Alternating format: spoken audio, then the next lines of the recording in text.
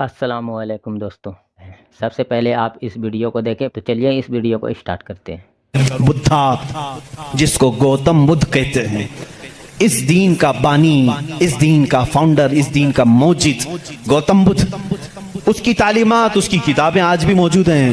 کتابیں جو دساتیر کہلاتی ہیں، گوتم بدھ کی کتابوں میں اخلاق زیادہ سکھائے گئے ہیں، تصوف زیادہ سکھایا گیا ہے، دنیا سے کنارہ کشی زیادہ سکھائی گئی ہے۔ جیسے آج بھی گوتم بدھ کے ماننے والے یہ کہتے ہیں، عیسائیوں میں جس طرح فرقے ہوئے اسی طرح بدھ مت میں بھی فرقے ہوئے۔ اس میں سے جیسے کچھ ننگے رہنے والے، کچھ لوگ کپڑے پہننے والے، کچھ پوری دنیا کو چھوڑنے والے، کچھ دنیا میں سے تھوڑا چکھنے والے، سب طرح کے ہوئے۔ لیکن گوتم بدھ کی جو تعلیمات تھی وہ دنیا سے کنارہ کشی کے لیے تھی۔ گوتم بدھ دنیا کا ایک بڑا اس زمانے میں پیروکار جس کے رہے ہوں ایسا شخص تھا۔ اب اس کی ایک کتاب جو اس کے ایک شاگرد نے لکھی ہے، اس کی تعلیمات کو جمع کیا ہے، جس کو کہتے ہیں چکاوتی سننا، یہ کتاب ہے۔ اس کتاب میں گوتم بدھ تعلیم دے رہا ہے، کہتا ہے کہ اے میرے چاہنے والوں، اے میرے مریدوں، اے میرے شاگردوں، سنو میں تمہیں ایک بڑی بات بتاتا ہوں۔ کہا میں ایک ہی بدھا نہیں ہوں، دنیا میں ایک بہت بڑا بدھا آئے گا۔ بدھا کہتے ہیں پاکیزہ اور مقدس آدمی کو، مقدس آدمی کو بدھا اس زبان میں کہا جاتا ہے۔ ایک بڑا بدھا آئے گا اور وہ تبلیغ کرے گا۔ اس کی تبلیغ شروع میں بھی عروج پر ہوگی اور جب پھیلے گی تو ہزاروں کی تعداد میں ہوگی۔ اس نے کہا جس طرح میرے شاگرد سینکڑوں میں ہیں، اس کے شاگرد لاکھوں میں ہوں گے۔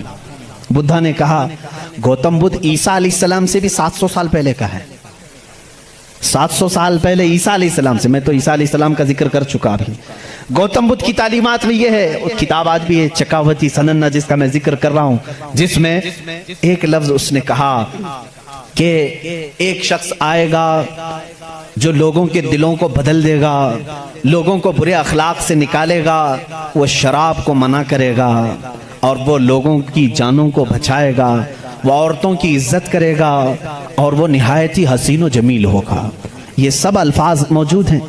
اس کے شاگردوں نے پوچھا اب وہ آئے گا تو ہم اس کو کیسے پہچانیں؟ اس نے بھی ایک لفظ کہا، اس نے کہا وہ مائتریہ ہوگا۔ یہ وہی الفاظ میں بیان کر رہا ہوں، تھوڑے خشک ہیں، اس کو سمجھ لیں آپ، اس لیے کہ میری تقریر وہ لوگ بھی سنیں گے تو وہ چیک کریں گے۔ مائتریہ ہوگا۔ گوتم بدھ کہتا ہے وہ آئے گا، وہ اس کو مائتریہ کہیں گے، مائتریہ کہیں گے۔ مائتریہ کا اب لفظ کا ترجمہ نکالنا پڑے گا کہ کیا ہے یہ، حقیقت میں اس کا معنی کیا ہے۔ مائتریہ کا جب عربی میں ٹرانسلیٹ کیا گیا تو اس کو کہا گیا رحمت للعالمین۔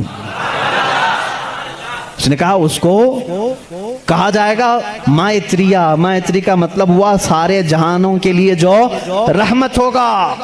مجھے بتاؤ میرے عزیزوں، سارے جہانوں کے لیے رحمت میرے نبی کے علاوہ کون بن کر آیا؟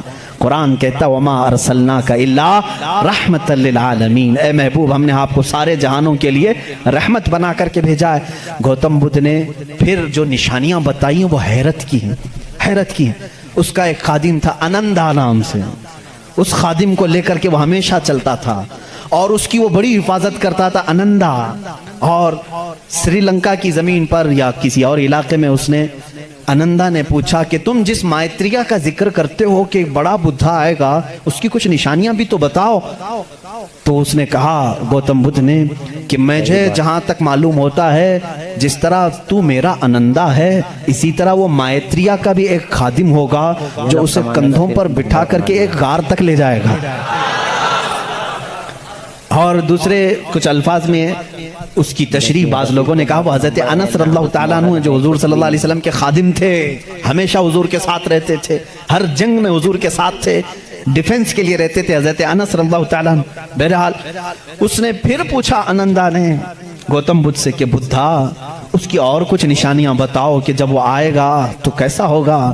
تو اس نے کہا کہ وہ پیدا ہوگا تو صبح ہو رہی ہوگی، وہ پیدا ہو رہا ہوگا صبح ہو رہی ہوگی، جس سہانی گھڑی چمکا طیبہ کا چاند۔ میرا نبی کس وقت دنیا میں آیا ہے؟ صبح